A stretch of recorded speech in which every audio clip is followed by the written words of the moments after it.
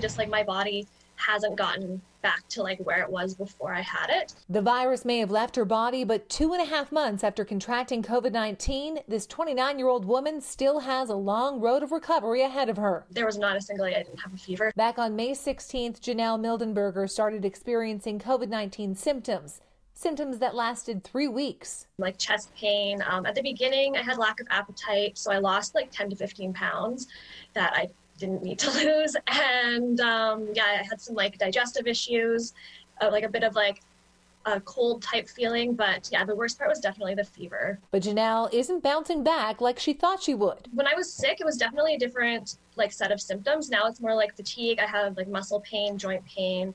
I get really bad headaches. I just get tired really easily. So yeah, it's very limiting on what I can do now.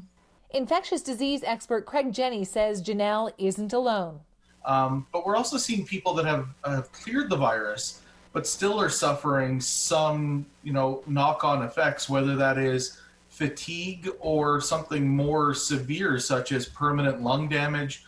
We have seen some reports of kidney dysfunction, perhaps damage to heart tissue, and things of that nature. So this may have occurred during the body's response to COVID, and once the virus is clear, unfortunately, that damage still remains. 2 separate studies in the journal Cardiology provide some insight between COVID-19 and inflammation of the heart. One study of 100 people revealed that 78% showed some type of cardiac involvement in MRI scans, and 60% had ongoing inflammation in the heart. We're hoping that these inflammation type events are transient in that they will resolve over additional time.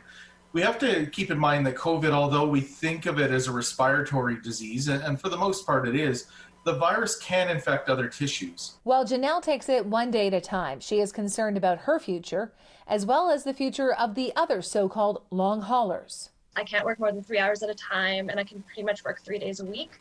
So it's pretty limited right now, which is okay because I still am getting some government help, but I think long term, I'm a little bit worried because I'm not sure like what that's going to look like. And now seeing that there's so many people that are going through this post-viral thing with COVID, I'm not sure like what that's going to look for like all of us who can't work. In Calgary, Tara Overholt, City News.